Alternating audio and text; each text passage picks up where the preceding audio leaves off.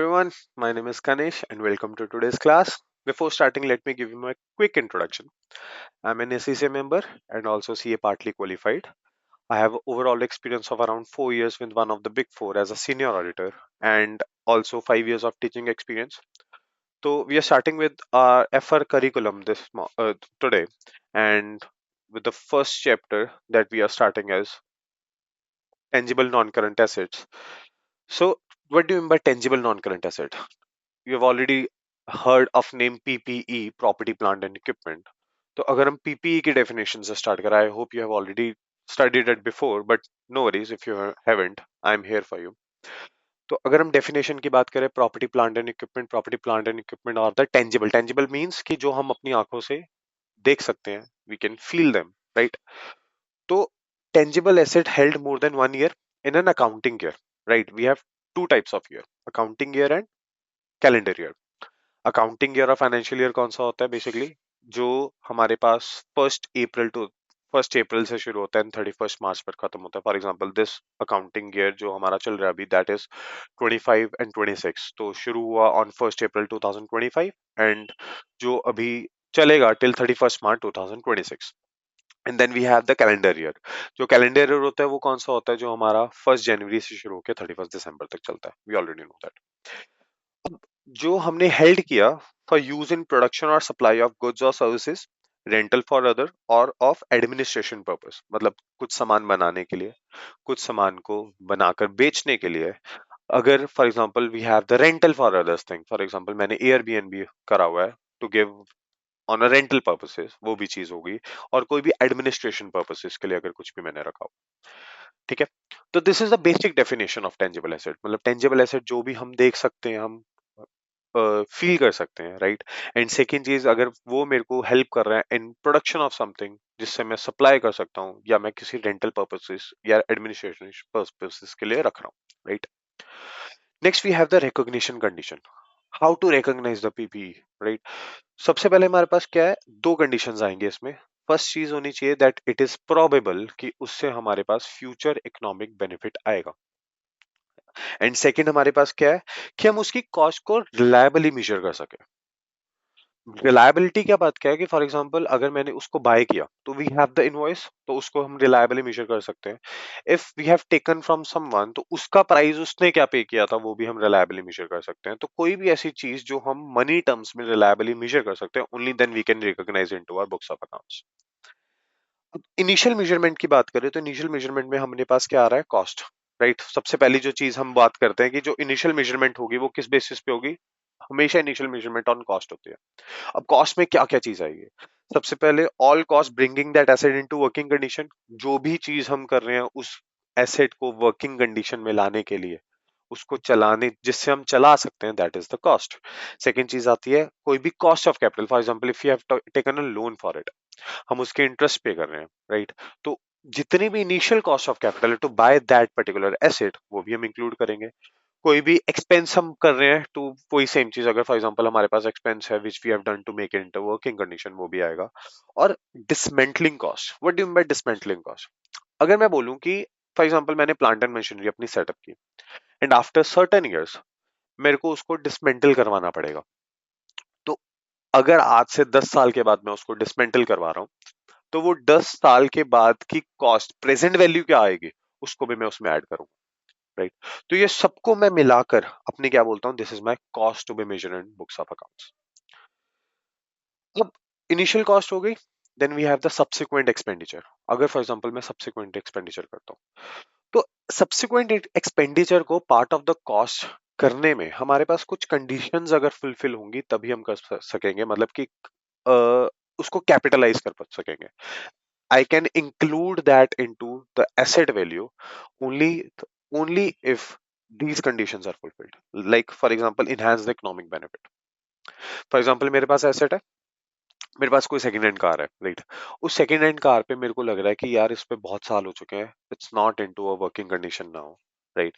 अब मेरे को उसको चलाना पड़ेगा तो उस पे मेरे को खर्चा करना पड़ेगा अच्छे से, और उसके कारण उसकी लाइफ और इंक्रीज हो गई.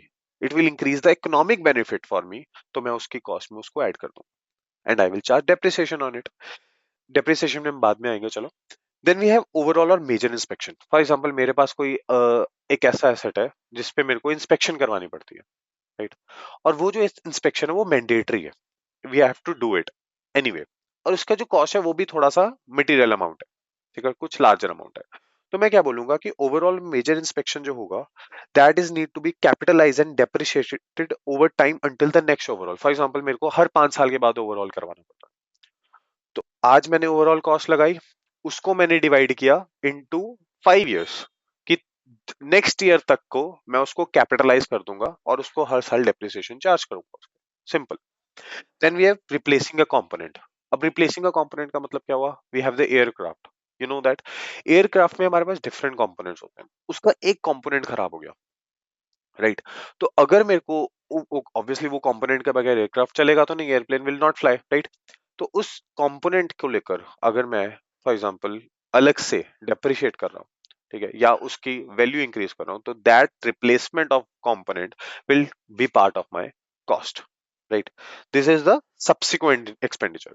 और हम क्या बोल रहे हैं कि इसके अलावा अगर कोई भी एक्सपेंडिचर हो रहा है, either it can be repairs और समथिंग लाइक दैट, ठीक है, तो वो चीज मेरी क्या होनी चाहिए? Should be recognize into the P&L and not to be capitalize with the asset.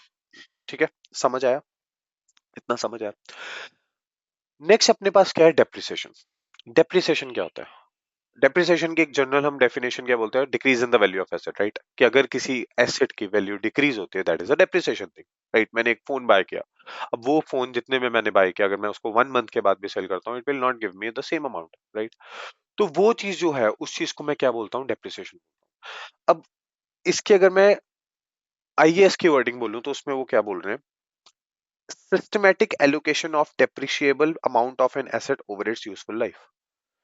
तो जो systematic allocation of depreciable amount of use, मतलब कि that is cost minus residual value. For example I have my cost minus जितना भी residual value, मतलब जितना मेरा salvage value हम जिसको बोलते हैं वो बचेगा, right? That is the depreciation amount divide by number of years और लाइफ ऑफ द एसेट। तो that is a depreciation amount. तो मैं बोलूं जितना हर साल मेरे एसेट की वैल्यू कम हो रही है, that is a depreciation amount in a systematic allocation, right? अब इसमें वो बोल रहे हैं depreciation must be charge from the date of the asset available for use. मतलब क्या हुआ? फॉर एग्जांपल मैंने कोई एसेट बाय किया and it is available for use, मेरे पास आ चुका है, लेकिन बिफोर उसको यूज, मतलब एक तरह से उससे प्रोडक्शन शुरू करने से पहले मेरे को क्या करना पड़ रहा है? मेरे को स्टाफ को ट्रेनिंग देनी पड़ रही है on that particular asset. It's already into my factory. तो मैं डेप्रिसिएशन उसी दिन से शुरू कर दूंगा जब वो अवेलेबल होगा फॉर माय यूज। मतलब मैं उसको यूज कर रहा हूँ नहीं कर रहा हूँ, इट इज इररिलेवेंट, बट हाँ वो मेरे लिए अवेलेबल है टू यूज, तो मैं उस चीज से उसी दिन से उसकी डेप्रिसिएशन शुरू कर दूंगा। मेथड ऑफ डेप्रिसिएशन हमारे पास 3 होते हैं: straight line method, reducing balance method and machine hours method. Straight line method अपने पास क्या होगा? For example cost minus residual value upon number of years, मतलब उन पर्टिकुलर इयर्स के लिए हम same level of depreciation charge कर रहे हैं। रिड्यूसिंग बैलेंस में वी ऑलरेडी स्टडी, मतलब बेसिकली क्या होगा? फॉर एग्जांपल अगर हम ले मेरा, पहले स्ट्रेट लाइन की बात करते हैं, राइट? चलो देखते हैं इसमें क्या है। अगर मैं स्ट्रेट लाइन की बात करूं, स्ट्रेट लाइन में अपने पास क्या होगा? फॉर एग्जांपल कॉस्ट है 1 लाख, ठीक है, मैंने ये बाय किया है ऑन इन 2025 फॉर एग्जांपल। मैं बोल रहा हूँ life of the asset is around 10 years, ठीक है। Then we have salvage value which is 20,000, मतलब कि 10 साल के बाद मैं उसको कबाड़ी के पास 20,000 में सेल कर सकता हूँ, राइट? अब मेरे पास क्या आएगा? 1 lakh minus 20,000 divided by 10 years, ठीक है। तो ये कितना आ गया? 80 डिवाइड बाय 10 विच इज 8,000 पर ईयर। तो मतलब this is my depreciation for a year and I will charge it for next 10 years. तो this is a straight line और डेप्रिसिएशन इसमें अमाउंट सेम रहेगा। Next we have residual method. Residual और इसके एक और होता है रिटर्न डाउन वैल्यू मेथड भी बोलते हैं इसको। रेजिडुअल मेथड में अपने पास क्या चलेगा? For example cost same 10,000, sorry 1 lakh, और जो उसका डेप्रिसिएशन का रेट है, I have assume that it is 10%। Right. तो जो फर्स्ट शेयर की बात करूंगा एंड सेल्वेज वैल्यू इसमें भी सेम 20,000 है, ठीक है। तो cost minus salvage values 80,000 which remain same. तो मैं अब डेप्रिसिएशन की बात करूँ अगर इसमें, तो मेरे पास जो 1 लाख होगा, सॉरी 80,000 जो होगा मेरे पास, उस 80,000 को मैं 10% लगाऊंगा, which is 8,000 for first year. अब जब सेकेंड ईयर की बात होगी तो मेरा जो कैरिंग वैल्यू होगा that is 80,000 minus 8,000 for depreciation which comes out to be 72,000। अब जो मेरे नेक्स्ट ईयर की डेप्रिसिएशन होगी वो 80,000 के ऊपर ना लगकर 72,000 पे बचेगा, विच इज 7,200। और ऐसे वो रिड्यूस होता रहेगा। तो this is the second method which we called as reducing balance method और रिटर्न डाउन वैल्यू मेथड, ठीक है। अब उसके बाद अपने पास क्या आ रहा है इसकी, फॉर एग्जाम्पल हम कहाँ पर थे, हाँ राइट। तो अगर मैं for example I am using straight line method from last 2 years and मेरे को रियलाइज हुआ कि यार I need to change the method, I want to shift to from straight line to residual method. तो उसमें मेरे पास आईएएस क्या बोलता है कि you can do it, no worries, but you have three conditions if you fulfil this, मतलब कि अगर आपका जो चेंज ऑफ मेथड वो इन तीन कंडीशंस के अंदर फॉल करता है, you can change that, otherwise नहीं। फर्स्ट कंडीशन क्या है, फेयर प्रेजेंटेशन।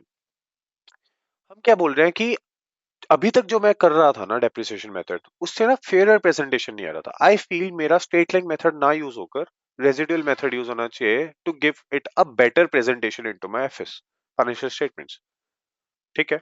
सेकंड क्या है, not constitute a change of accounting policy, because accounting policy rarest है जो चेंज होने के परस्पेक्टिव से रखती है, अनलेस अनटिल गवर्नमेंट उसको चेंज ना करे।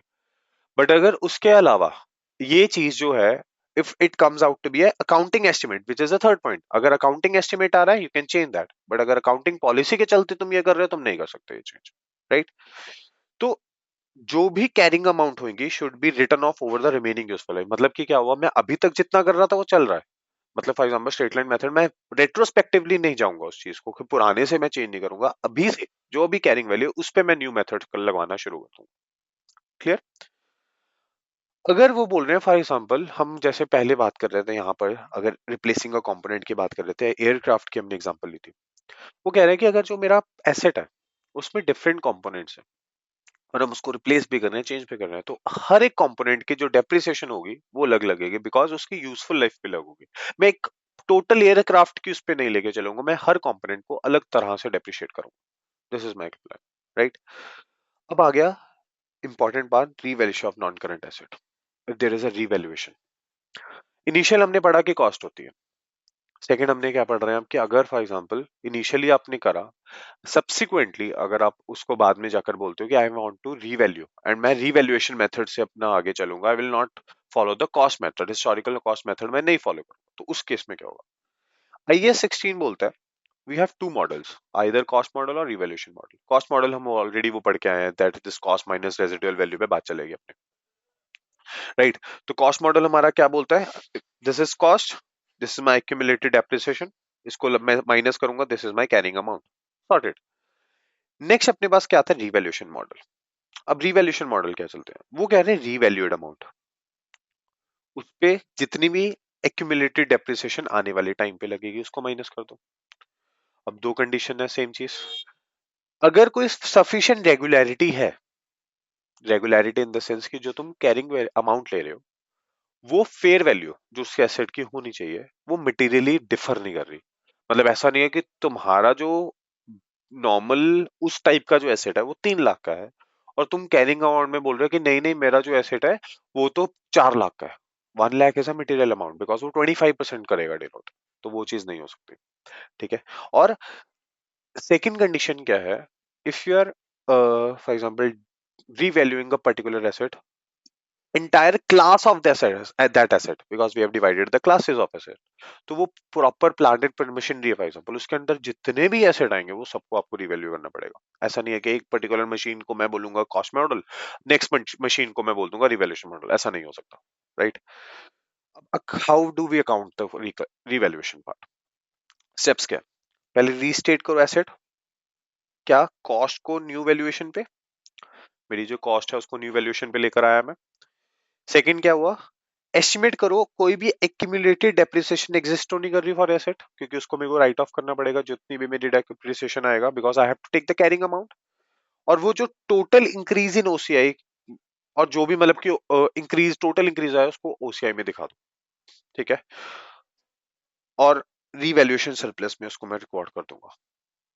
थोड़ा ट्रिकी है, दोबारा देखते हैं क्या बोला उन्होंने, कि जो भी total increase in OCI at the foot of PNL, मतलब कि ओसीआई में दिखाना है at the foot of PNL.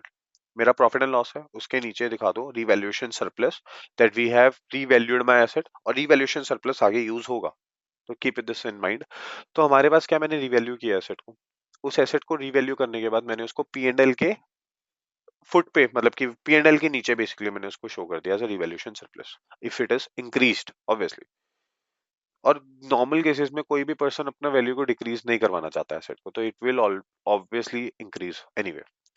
तो जर्नल एंट्री क्या होगा, non current asset account debit because it will increase my asset amount, accumulate depreciation account debit and to OCI account. ये दोनों चीजों को मैं कंबाइन करके ओसीआई में डाल दूंगा। अब आ गया recognising revaluation gain and losses. दो केस, सबसे पहले अगर गेन है ओसीआई में जाएगा, वही foot of the P and L, surplus में शो करेंगे, इक्विटी में जाएगा। अब बिकॉज जो रिवैल्यूएशन सरप्लस है it is a capital reserve, वैसे कैपिटल रिजर्व हमें पता है रिजर्व एंड सरप्लस में जाता होता है। अगर ये कैपिटल रिजर्व है तो ये शेयर होल्डर्स को डिस्ट्रीब्यूट नहीं हो सकता, राइट। पहला तो ये क्लियर मेरे को समझ आया। अगर लॉस है, लॉस मतलब क्या हुआ, I have empire my asset, मतलब मेरे को लगा कि एसेट की जब मैंने कोई ऐसी कंडीशन देखी जिससे मेरे को इम्पेयरमेंट, मतलब कि मेरे को डिक्रीज करने का हुआ कि एसेट को डिक्रीज करनी पड़ेगी वैल्यू, तो वो डायरेक्टली पीएनएल में जाएगा। अब इसमें एक चीज देखता हूँ, फॉर एग्जाम्पल दो केसेस आए मेरे पास। अगर तो मेरे पास पुराना कोई रिवैल्यूएशन गेन पड़ा है, मतलब मैंने पहले एसेट की वैल्यू इंक्रीज करी, उसको रिवैल्यूएशन गेन में डाला, रिवैल्यूएशन गेन में डालने के बाद आई हैव रियलाइज कि अच्छा रिवैल्यूएशन गेन में डाल दी लेकिन यार वैल्यू कम है, वैल्यू कम होगी इस चीज की। मैंने उसको बाद में कहा कि नहीं नहीं अब तो वैल्यू कम करनी पड़ेगी। तो पहली कंडीशन क्या है, रिवैल्यूएशन सरप्लस है। अगर तो रिवैल्यूएशन सरप्लस है, if there is a previous revaluation gain available, तो मैं पहले डिडक्ट करूंगा ओसीआई से जो भी मेरी इंपेयरमेंट, मतलब जो भी मेरी decrease in the value of asset है, राइट। एग्जांपल लेते हैं, मेरे पास 1 लाख का रिवैल्यूएशन गेन पड़ा था, ठीक है। मेरे को लगा कि यार जो मेरी न्यू वैल्यू आ रही है उससे 50,000 का मेरे को लॉस हो रहा है, तो I will deduct 50,000 from it and मेरा जो ओसीआई में अब बैलेंस बचेगा 50,000 बचेगा। सेकंड कंडीशन, अगर रिवैल्यूएशन लॉस है, रिवैल्यूएशन लॉस है और मेरे पास कोई भी रिवैल्यूएशन गेन नहीं अवेलेबल, तो मैं डायरेक्टली उसको पीएनएल में डाल दूंगा। आया समझ। अब उसमें हम क्या करेंगे, देखो अगर फॉर एग्जांपल एक और केस लेते हैं, केस वन ये समझ आया। केस टू में क्या बोल रहा हूँ, there is no revaluation gain, तो डायरेक्टली मेरा जो 50,000 है वो कहाँ चला जाएगा, पीएनएल में चल जाएगा। केस थ्री देखो एक बार, केस थ्री में क्या बोल रहा हूं मैं, मेरे पास जो रिवैल्यूएशन गेन है दैट इज 50,000, राइट।